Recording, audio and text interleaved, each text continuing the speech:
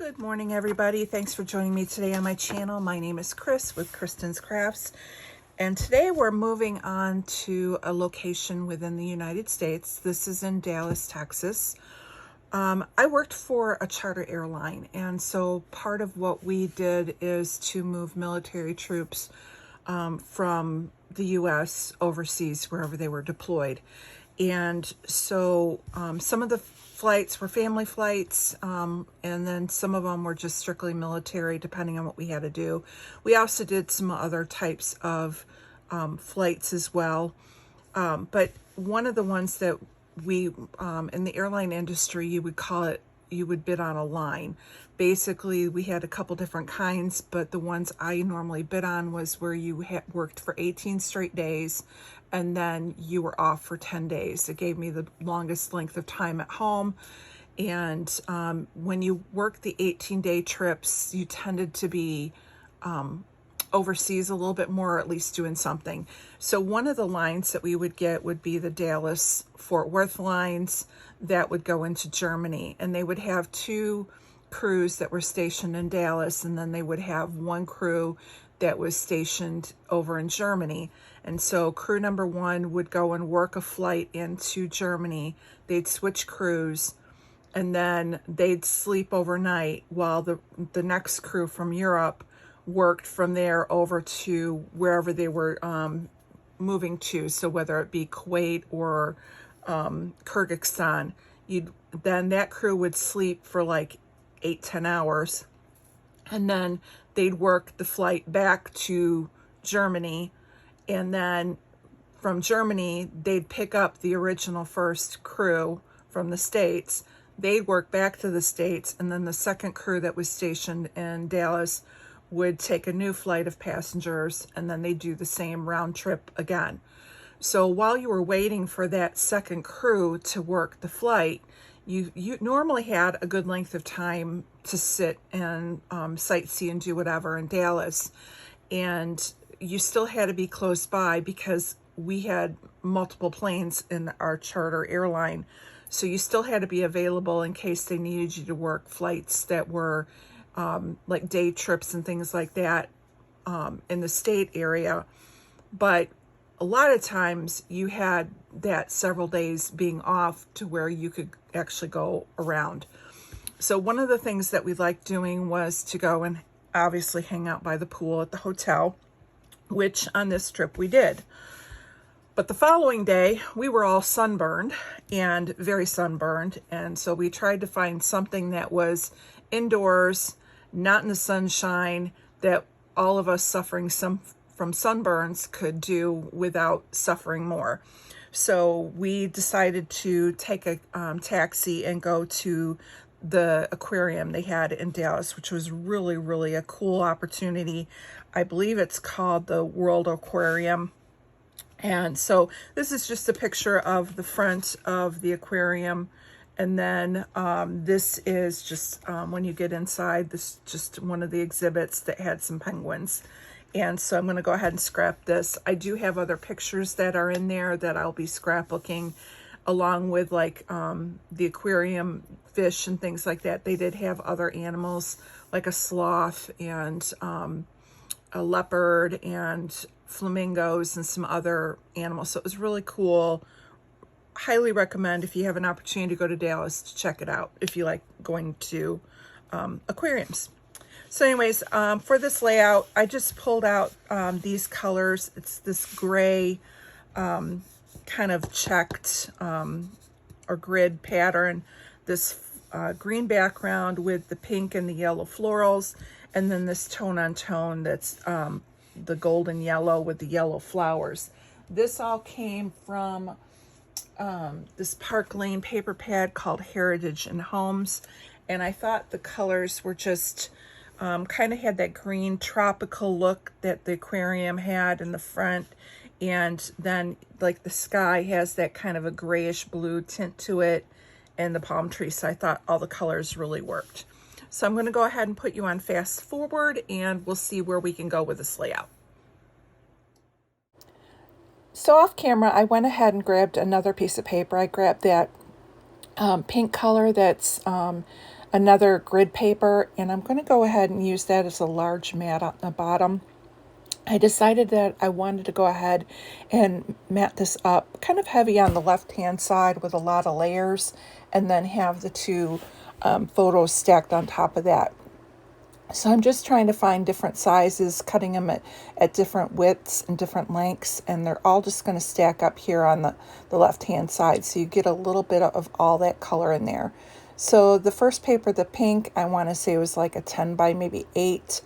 I have this green that I cut into a 6-inch wide band and then cut an inch off of that. I'm taking this pink paper. I thought about using the black, but I just thought it was too dark for the layout. Now I'm going to grab this other pink floral. I'm going to use both sides of that. I want to use a 1-inch strip that I'll cut down so I end up with the gray, and then I'll have the another little floral band going underneath. Now, normally I don't put floral on top of floral, but with the one having a white background and the other one having a green, they don't compete with each other too much, and then having that gray band kind of breaks it all up, and I think it works out pretty good. So here I'm just going and figuring out where I kind of want to lay the different layers in the pictures, and I'm using the grid lines to help line everything up. Now, normally when I have a photo of somewhere that I've gone on a vacation, I usually try and take a picture of the entrance sign or the name on a building, because the main reason is because I use it like a title. So here I'm going to have multiple pages from the aquarium, but if I put this page to the front, right away I have the name of the location that I was at, whether it be a restaurant, in this case an aquarium, or any kind of sightseeing place that you would go. Having that sign helps you, number one, be able to use it like a title, and number two, it helps you jog your memory down the road when you know you went to the aquarium, but you can't remember that the name of the aquarium was World Aquarium. So it just kind of helps you out twofold. So now I'm going into my travel embellishments. I have my travel embellishments broke up in two ways. I have road trips in one folder, and then I have my international embellishments in another. So I'm grabbing out mainly like the international ones. Now, I don't want to necessarily go too themey to the airplanes. Again, I don't mind having them on there because these were all vacations that took place while I was flying. But I like using things like compasses and other items like that. And I could have gone in and grabbed out more of like my animals and done it more zoo. But again, with this being the kind of, I want to say like the title layout for this section, I want to keep it more travel themed. And then as I do more layouts about the animals within the zoo, I can pull out and go more themey zoo related. So I found this journaling card. I want to say it's like Atlas or one of those. I forget which the brand is. Anyways, I'm going to go ahead and use this journaling card that says it's not the destination that counts, it's the journey, because again, it's all related to, it was a cool part of my life being able to have these opportunities to see these locations. So it really wasn't about where we were going as much as enjoying the ride. So now I'm taking this sticker that says getting there is half the fun, which again, getting to Germany via going through Dallas and working a flight, that was half the fun. And while you're waiting to work, you know, you're going to go out and have some fun and go to an aquarium and hang out with your coworkers. So I thought that worked. Now I'm just going through the sticker book, and they were all wordy, and I as it is, this is going to be a very word-heavy embellishment, so I just kind of wanted to limit how much wordiness I added. So I'm grabbing this big compass, and I thought about putting it at the top, but then I have a compass next to a compass. So instead, I'm just going to make a third cluster, putting it here a little bit up on the right-hand side. And that's going to be pretty much the only weight I'll have over there besides this journey of a lifetime license plate that I have. And then I did add another one foam sticker that says Explore. So now I've got those dimensional foam stickers in 3 places.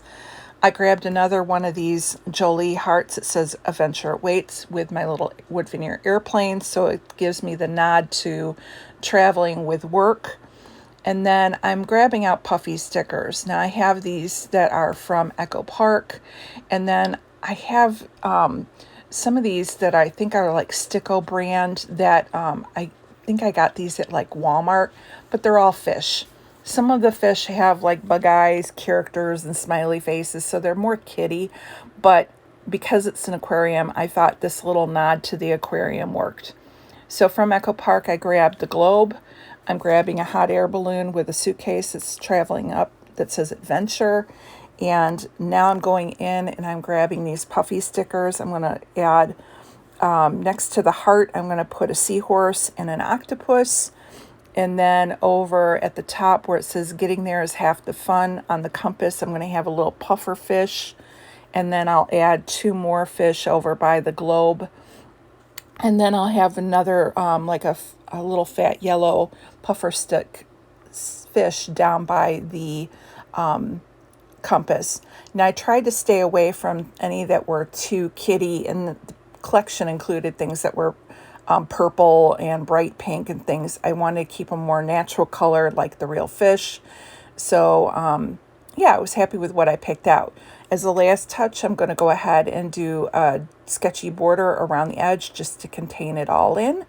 And there you go, another album, another page for the travel album. I hope you enjoyed this. Please stop back again as we find another destination in my travels. Have a great day, and we'll see you again. Bye-bye.